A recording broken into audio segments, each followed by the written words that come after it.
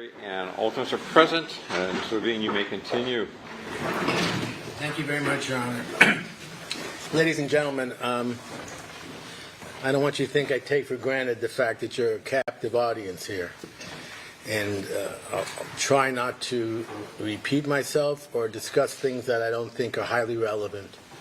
But understand, we only get one chance to talk to you. Prosecution will have a chance to rebut anything I bring up. So I'm going to try to make sure that everything I think is important for you to make your decision, you have. And then, we took a long time to pick you. So we have faith that when it's all said and done, you'll apply the law. The presumption of innocence, proof beyond a reasonable doubt, because that's our system of justice, and you'll reach a verdict that you can be proud of. All right, I said a lot of things about the affair and about how the conduct of Monica was consistent with someone having an affair and not wanting to murder someone. So again, obviously, number one, sexual excitement, loss of evidence for that, the photos, lots of evidence, and Baker provided that background. And go back for 1 second, Jeremy. One thing that was clear is that he also used Paula McCullum. Now, if you recall, she wasn't a witness in this case, but she was the one who had rented the car for him when his vehicle, he said, was out of order or not working well. And again, another example of him using a woman, because apparently he was able to do that successfully throughout his life, and that's unfortunate, but that's the reality, and he's paying for it. All right, so Monica and Baker meet in December of 2015. Again, for whatever reason, sexual excitement, things just not exciting enough for her. There's evidence of that, and Baker provided, again, well, you can go on to the next one. Okay, here's where we're getting into evidence that the prosecution presented to you that they said was evidence of murder rather than evidence of an affair. So let's go over it. There were voluminous communications via text between January and April 2016. Right from the start, then, they were messaging each other thousands of times a month. This is long before there could possibly have been any plot to kill. No one is claiming that started the minute they started seeing each other and having the affair. And in April, they switched to Viber, and law enforcement only obtained records from Viber for January 2017. So hold on, leave that there. Understand something. This is not under the control of the defense. In other words, the defense only learns it's going to be the defense when it's hired to or retained to represent Monica, and that's in June of 2017. So whatever is obtained by LAPD in their forensic lab is before then is beyond our control. We couldn't say save the messages from April to December. And let's move on to the next. So what we're showing here is how much messaging there was between Monica and Baker at the beginning of their relationship. And right from the start, they're messaging each other thousands of times a month. And you can see that from the slide. And if you go to the next slide, there were nearly 6,000 communications between them in February of 2016. Over 7,000 in March 2016. And when they switched to Viber in April, we don't have records for Viber past this date until January 2017. We'll come into that later. But they sent nearly the exact number of Viber communications in January of 2017 as they do in February and March of 2016. So the pattern and frequency of messaging continued exactly the same throughout the affair. Now that's important because throughout this case, you were told that when they decided to kill Fabio, allegedly, we know Baker did, but when the claim is that Monica did as well, suddenly there's supposed to be hundreds and thousands of more messages between them. That's not true. This just shows a zoomed-in view of the first few months of the beginning of their relationship, sending each other hundreds of messages every day and exactly the same as in January of 2017, long before there was any claim that there was a plot to kill. Let's move on to the next one. All right, I can read as well as you can. The prosecution wants you to believe a large volume of these messages alone is evidence of a conspiracy to kill Fabio. How can that be so? If the volume of messaging is the same nearly a year prior of the murder when there's no claim anyone was plotting a murder. Next. And the messaging is dominated by Baker, not Monica. The AT&T records show that Baker messages Monica twice as much as she messages him. Baker does call Monica, because this was brought out by the prosecution, let's be fair, more than he calls her, but the calls make up a tiny portion of how they communicate, less than 4%. Almost all of the communications is texting, which Baker dominates.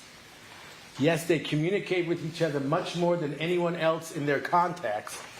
This is entirely to be expected as they are having an affair. And if we move to the next slide, you can see the AT&T communications between Baker and Monica. The red is Baker texting Monica, Monica texting Baker,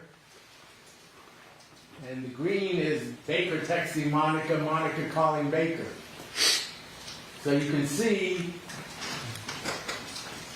the vast majority of the communications on there is Baker texting Monica. It's almost 2/3. And then there's a small portion of Baker calling Monica. Monica texting and calling Baker is over on the left side, and you can see far less than the other way around. Now let's leave that up for a second. That is simply consistent with the fact that Mr. Baker has not much else to do in his life, apparently, than focus in and obsess with Monica Sementilli. It's as simple as that. In red are all the texts from Baker to Monica, and he's messaging her 2/3 of their communications, and that goes on and on. You've heard one of the witnesses say you can convey more communications on a call than a text. Well, maybe that's true, but maybe it's a missed call. Maybe it's a call for 2 seconds. In any case, the calls make up less than 4% of all the communications. It is dominated by messaging, and that is dominated by Baker. Next slide. Monica downloads Viber for the affair. She downloads Viber on April 9th, 2016. Long before any claim of plotting, even by the prosecution's kind of warped sense of timing here, like where they believe it started in July when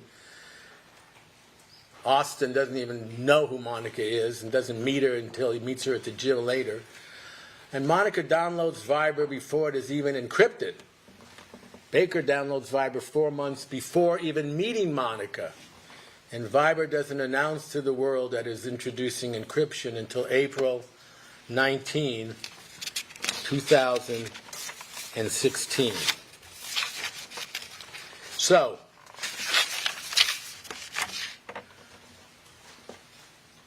what does that tell you? It tells you that at least up to now, and we'll get to the rest of the messaging, all this communications back and forth, encrypted, not encrypted, all was taking place long before anyone claimed, even the prosecution or Austin or Baker, that there was some kind of plot to kill Fabio.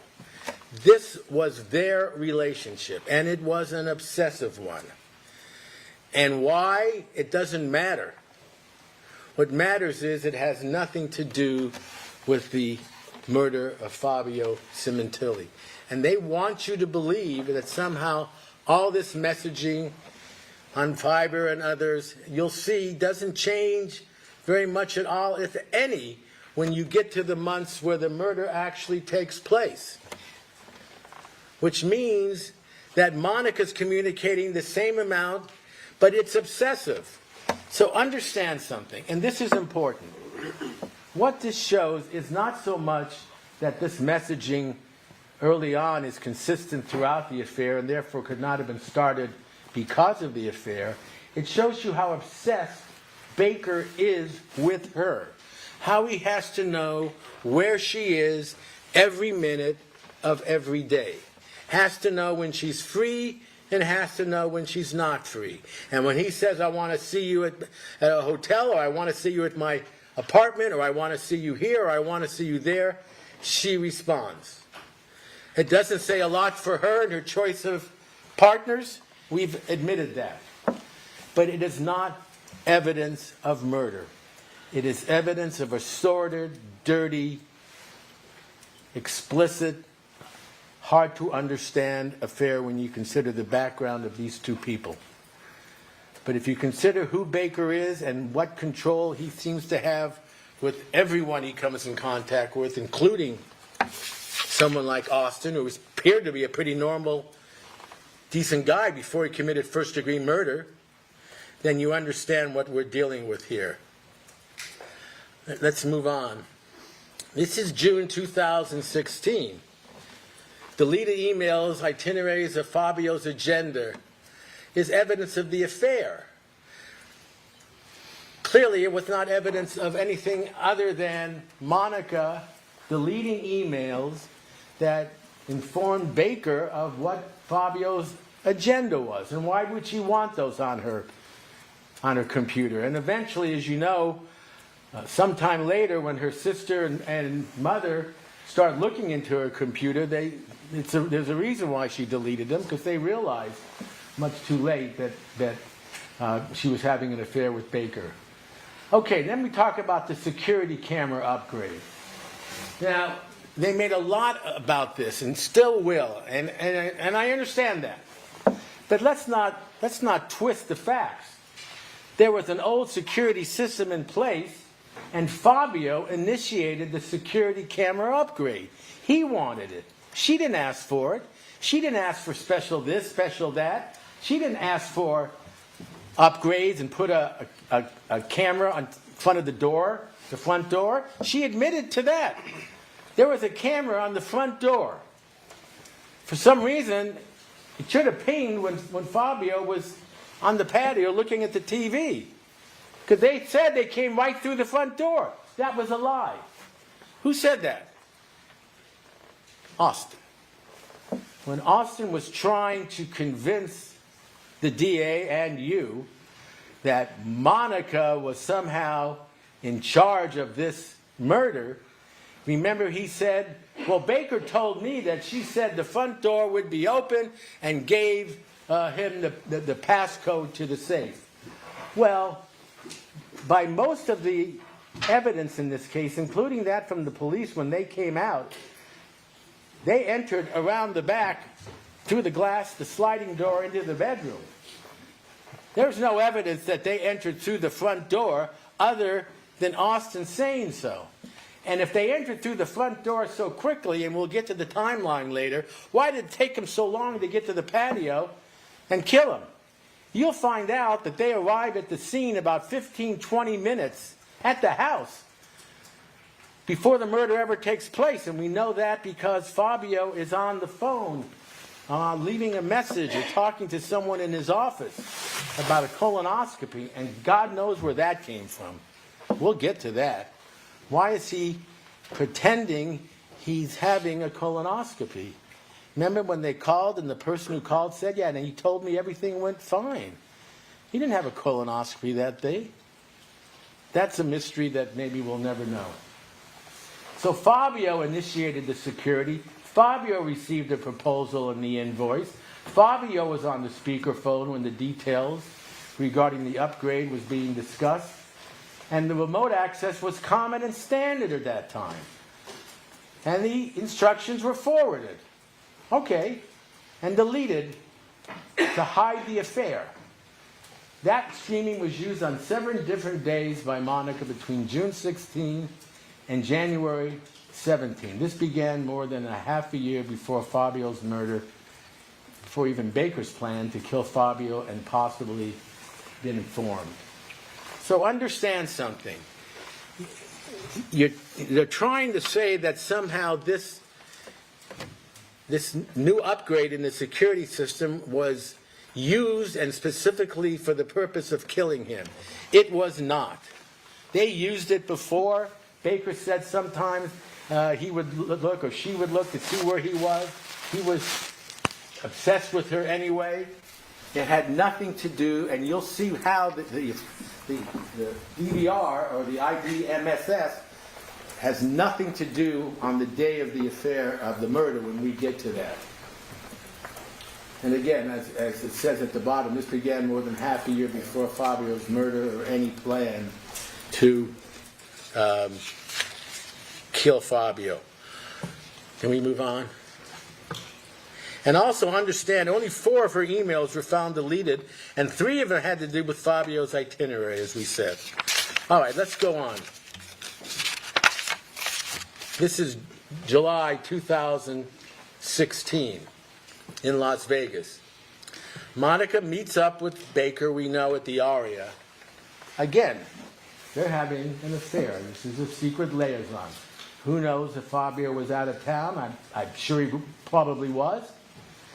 Doesn't make it right, but it made it convenient. And no matter how much the prosecution wanted this to be true, Austin never saw Monica in Vegas on this trip. And I'm telling you, if you look back at the evidence in this case, they tried so hard with Austin to get him to say he saw Monica there in 2016 in July, and he could not say it. And they put them there in Vegas or at the Aria location at the same time, but never together. They even had Las Vegas police officers, LVPD, in the elevator sometimes and never saw the 2 of them together. They never had evidence from anyone other than they were both in Las Vegas. Is that important? No, not really. It doesn't mean that down the road that they didn't get Monica involved, but they're trying to put them together when they were not. And they tried so hard, and I will show you from the details of the proffer how hard they tried to get Christopher Austin to say he met Monica in Las Vegas in July, and he said no. He was clear. He met her for the first time at the gym when he was introduced to her. As, you know, just, hi, this is Monica, hi, this is Christopher Austin, he's a friend of mine or whatever, at the fitness gym. And Baker introduced him to Austin as a girl he is seeing. Then Austin and Baker go back to Monica's house. Okay. Everyone seems to agree that Baker took Austin back to Monica's house. Now, I'm telling you, if you review the records, and we'll go over that briefly tomorrow, and I promise you I will be finishing tomorrow, you will see that the prosecution is desperate to try to get you to believe that somehow this was a forthcoming. It was forthcoming. It was a preview of what they were going to do, 5 months later? 6 months later? January of 2017? Oh yeah, we're going to take you and we're going to show you that Fabio is outside, and here's where he spends his time, because we're going to kill him outside, even though we haven't decided whether we're going to shoot him or tie him up in bed or do anything. In fact, they end up deciding to try to kill him at the mall the night before. There was no, remember the patio. You know what he says he did? He got there, he had Domino's pizza, got on the couch, put on the TV, and fell asleep. You know what? That's what I do every Saturday. Domino's pizza, put on the TV, football, and fall asleep. And that's what he did. I don't think I've been accused of committing any plot to commit murder, and that had nothing to do with that. But that's what they want you to believe, that everything that Mr. Austin did somehow involved Monica. And it did not.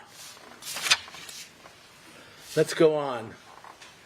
Baker's plans to be together. Remember this? They went to great lengths to try and convince you that Baker's plans were to be with Monica together. Remember Facebook, Baker and Ron Ray, Baker and Michael Spence, talking about, oh yeah, I'm going to end up with her. Oh, a couple of months I'll be with her. You know who wasn't included in any of these private Facebook messages? Monica. Well, wouldn't you think? Well, I'll get on to that. Pure bravado and banter. This is the language that we decided to use. Okay, between Baker and his friends. Aspirational, it's a big word.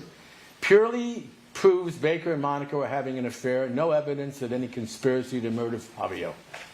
And what was interesting is Sheila Salahan tried to say that yes, Baker was bragging about being with Monica. Eventually, he was going to be hers. She finally admitted on the stand it was only Baker who spoke to her about his plans and relationship with Monica. So hear me out on this. They're trying to say that Robert Baker's plans were to end up and have Monica for himself. Absolutely. Absolutely. That's why he killed Fabio. That's the only way it was going to happen. She wasn't going to leave him and hook up with him. She certainly wasn't going to kill him and then say, hey, oh, listen, my husband's dead, but here's my new boyfriend again. Here's Robert Baker. Come on. So he's bragging to his friends, which is not below him, but not in front of her. Well, who cares what he says? I can say a lot of things about I'm going to be successful, I'm going to be rich, I'm going to take my wife to Tahiti, I'm going to buy her a new house and a car. The question is, will I say it in front of her? And then she'll say, well, yeah, well, when are you going to do that? Saying and not in her presence means nothing. Why did they even put it on? Because they wanted you to believe that because Baker wanted to end up with Monica and said he would, that Monica wanted to end up with Baker. And then they want you to jump to the conclusion that not only did she want to end up with Baker, she wasn't above killing her husband. That's an awfully big leap. That's an awfully big leap. You know, for a while they were telling you how you should feel sorry for Christopher Austin because he had no prior record, no history of violence or anything. But what did Monica have? Did she have 3 ex-husbands who all died mysteriously? Did she have any background or record of anything other than being a loving wife who threw parties and went on trips? Look at it. I'm sure their relationship wasn't perfect. No one's is. It's a long way from not being happy in your relationship to conspiring with someone to knife your husband to death in cold blood. That's a big leap they want you to make. But is it a big leap for Robert Baker, you think? Or as it turns out for Christopher Austin? It's a little jump. A tragic little jump. Let's go to the next slide. Now, Mrs. Baker, I think we covered that. Everything with Mrs. Baker was, I submit to you the idea of Mr. Baker until they ended up in jail together, and then I think she would have done anything that she wanted. Look at the actual plot to kill Fabio begins 2016 in the Hollywood holiday period. We talked about this. Monica and Fabio's family came down to visit. She was busy with him. Baker did not see her enough, and he alone begins his actual plot to murder Fabio. Let's leave that up there for a second. So understand something. It didn't take eight years and 9 weeks of trial to prove that Robert Baker and Christopher Austin killed Fabio, and they planned it out and they did it. But you have to look at all this evidence and decide what connects Monica to the conspiracy. Because you will see from the jury instructions we already went through and we will go through, that it must have evidence, independent evidence of just conversations. And they're not even conversations between Monica and Austin. One of the people in the conspiracy, Baker, says it never happened. All right, you can believe him or not believe him. But you certainly can't use it to prove it happened. And the other one, all he can say after they drag it out of him is, oh yeah, I did it. I don't know why. Baker asked me. And you know why I did it? Because he said, I need your help. And you know what my proof is that Monica was involved? It's kind of like what they told me really in the cell, in the Perkins thing. You better get her. They need her. They need that bitch. She's the only one left to go to trial. And what does he come up with? Does he come up with a recording? Does he come up with a signed confession? Does he come up with anybody who saw them together alone plotting? Do they have even a phone call between him and Monica? My God, they got every phone record of everybody in the world almost. Nothing to connect Monica to Austin. But Austin said, Baker told me she wanted him dead. Baker told me it was for insurance. Baker told me this is how it was going to happen. Baker told me. Did you meet with Monica? Never. Did you talk with her? Never. Did she tell you anything? Never.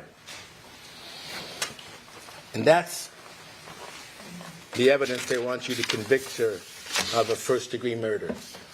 Okay, so we've talked about the holiday period and why Baker says he decided he had to get rid of Fabio.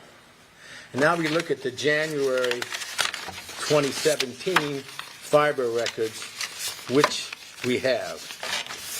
So the pattern of messaging, as it says there, was consistent every day in January.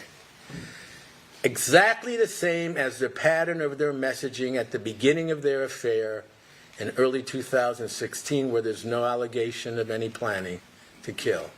So there's no increase in communications between Monica and Baker in January of 2017. Let's go on.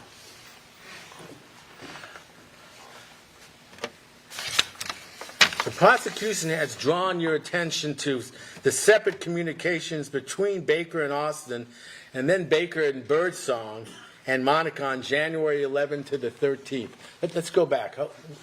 We're not going to get there yet. Listen to this, because I jumped ahead. The prosecution has drawn your attention to separate communications between Baker and Austin, then Baker and Birdsong, then Baker and Monica on January 11th to the 13th. Now understand, these are separate communications, which are supposed to be, according to them, proof of the conspiracy. Not communications between Austin and Monica, Austin and Birdsong, Austin and Baker, Baker and Birdsong, Baker and Monica, but there's no evidence that any of Baker's communications with Monica had anything to do with Baker's separate communications with Austin and Birdsong. And as we have seen, Baker and Monica are messaging each other hundreds of times every day. So of course, no matter what day Baker has communications of Austin and Birdsong, it's going to be a day when he's communicating with Monica. So it's not a coincidence if he is messaging Monica every day, which he is. In other words, Baker and Monica communicating, let's say, 150 times a day. That's in July 2016, June 2016, whatever. Now we get into to June of 2017. Now the murder is going to happen. And Austin and Baker are communicating.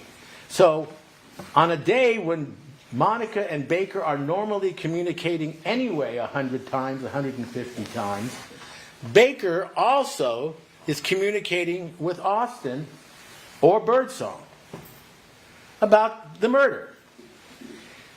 Just because it's around the time he's communicating with Monica doesn't mean she's in on the calls or that he's relaying anything on the calls to her, because they're communicating the same number of times anyway.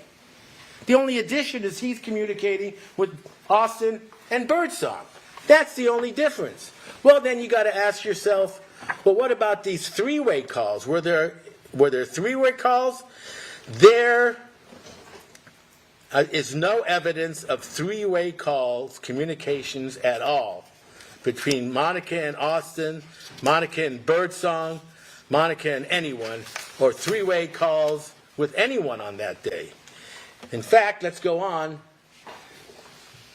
Throughout all of the records of all the devices, there is no evidence of any three-way calls between Baker, Austin, Birdsong, and Monica. No evidence of any three-way calls between any combination of these people.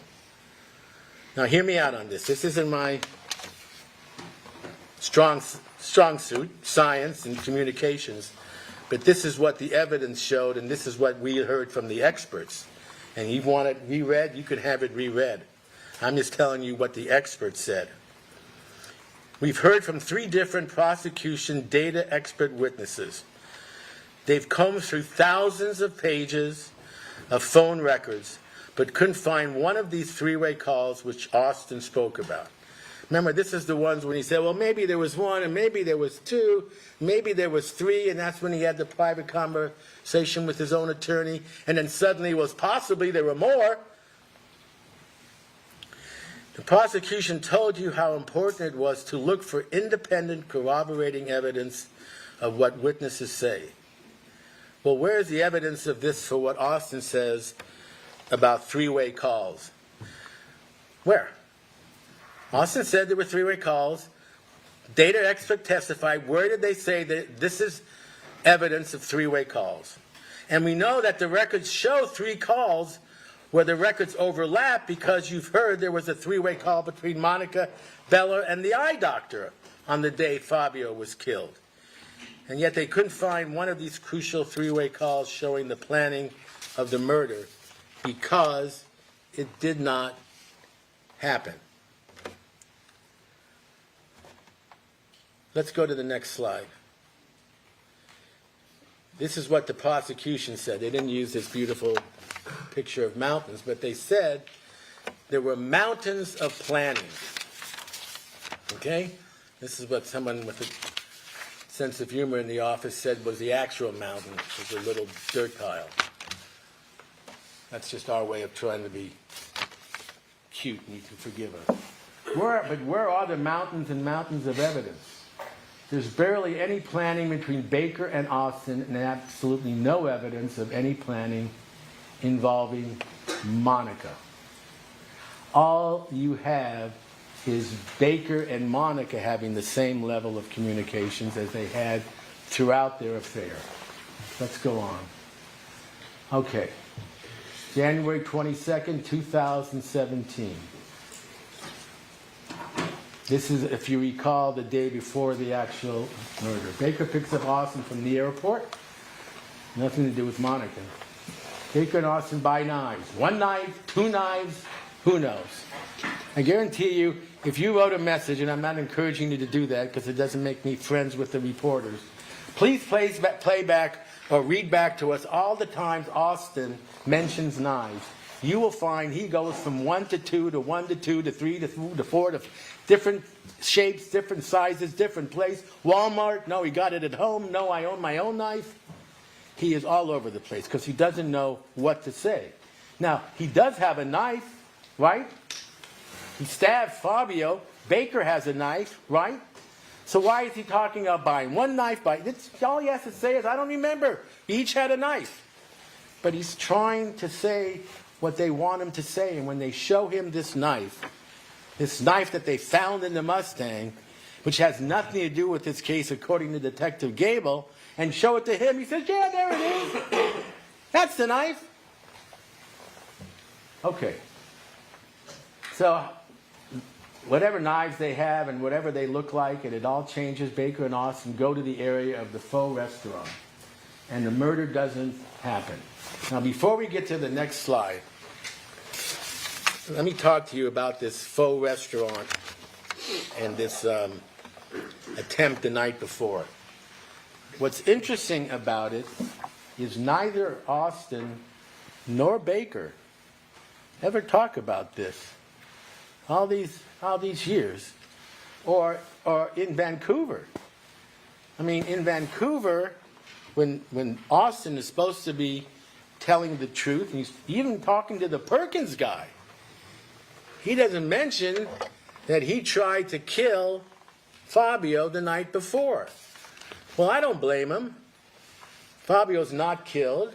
No one really knows about it, except Austin. Fabio goes, picks up whatever food, goes back home.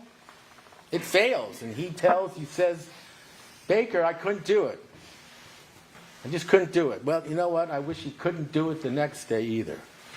He could have hopped on the next plane when he realized what was really being expected of him and just flown home. Oh, I couldn't afford? Really? He didn't have a credit card? He's been living up north with his wife and kid and works in a parole office. He can't get a ticket back to Alaska a day early. What hold does Baker have over him? Huh? Is he blackmailing him? Is he threatening to kill him? I will not understand that. So they go to the area of the faux restaurant. The murder doesn't happen. Let's go to the next slide. Now, remember, Fabio picked the faux restaurant and initiated the first text to Monica. Okay? Now, they claim that Monica deleted the faux message from Fabio because why have proof if he really is murdered that night that she had a message or that he forwarded it to her? That is completely false. You look at the records, that message is not deleted in the records.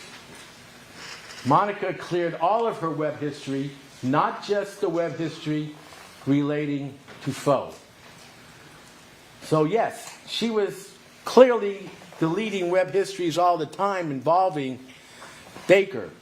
But they wanted you to believe that this was Fabio, his message, which identified the Faux restaurant, which would have then led Monica to calling Baker or texting him and saying, go, you can kill him now. And then she deleted it from her records. She did not. Plus, they arrived hours before Monica and Fabio even began communicating about Faux, which is inconsistent with Monica assisting anything. So, remember, they have the ping. They're able to see where the car is, where the phones are. Austin says that if you listen to his testimony and have it reread, if you don't remember, that this all occurred around 9 o'clock in the evening. It was dark when he went there. Well, the records show Baker and Austin there at 5 o'clock. What's going on? I'll tell you what's going on. They're there because he's trying to figure out where Fabio is going to be that night. He talks to Monica constantly. If Fabio's gone or goes out, who knows? Maybe that'll be a good night, maybe it won't. But it's not based on Monica saying, go kill him. If that was the case, then she would have said, at 9 o'clock, he's coming.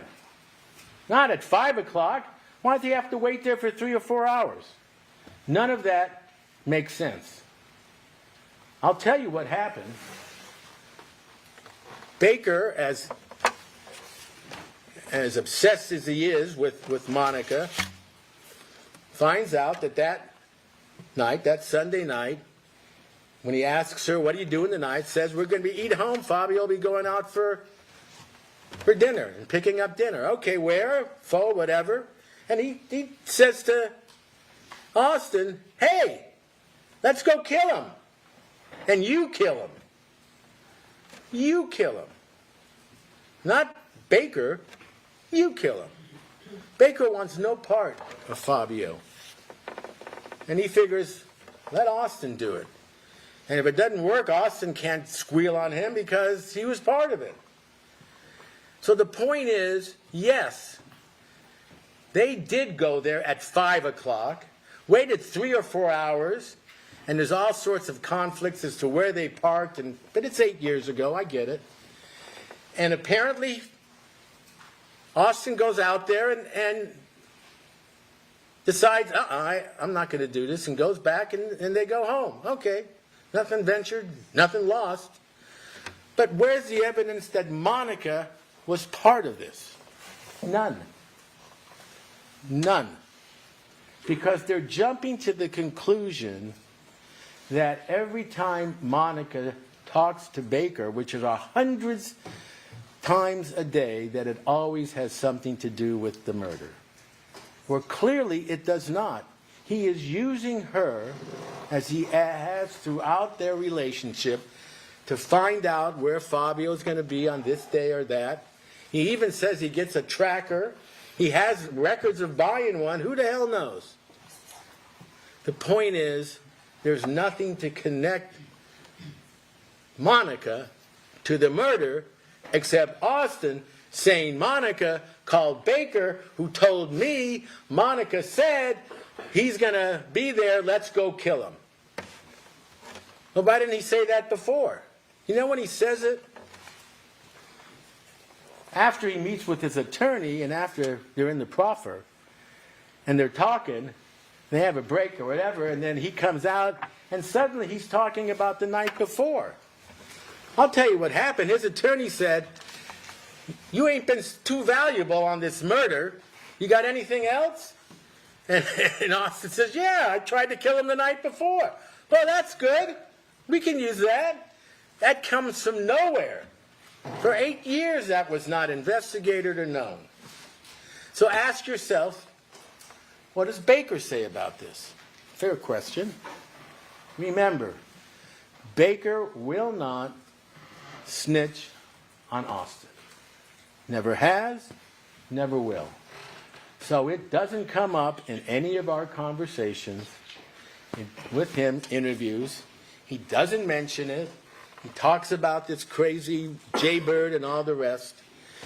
But when we go to him and say, you got to hear this now. Mr. Austin has just confessed to going there the night before. Is that true or not? And he says, yeah, that's true. But it didn't work out. Well, why'd you do it? Well, this way Austin does it. I don't have to do it. And so what happened? Well, I came back to the house and then stuck around, and the next day it worked out. Baker won't snitch on Austin unless Austin says it first. Whatever you think of that, the point is it has nothing to do with Monica. And let me close with this, if I may, Your Honor. You heard, and we'll go into this tomorrow, you heard that the first time Mr. Dawson and I visited Mr. Baker, he had a letter that he had written to Monica and wanted it delivered. Well, that's not our role to let inmates communicate with each other. But we read it to her, turned it over to the DA and the court. It's an exhibit here, and it's full of lies. He's trying to say that he was going to drop a card, a greeting card, a birthday card for Monica, or something, Valentine's something, and he was going to the house to do that, and he took someone with him. And just to be a lookout, there was no plan to kill anybody, and he thought Fabio wasn't going to be home, and he couldn't put the card down, or he put it down, and then as he was leaving, Fabio was there, and Fabio kind of attacked him, and he was defending himself, and he ended up killing him, and he blacked out, and he doesn't remember much of it, but it wasn't a premeditated murder on his part. He writes a letter to her apologizing for the manner in which Fabio was killed.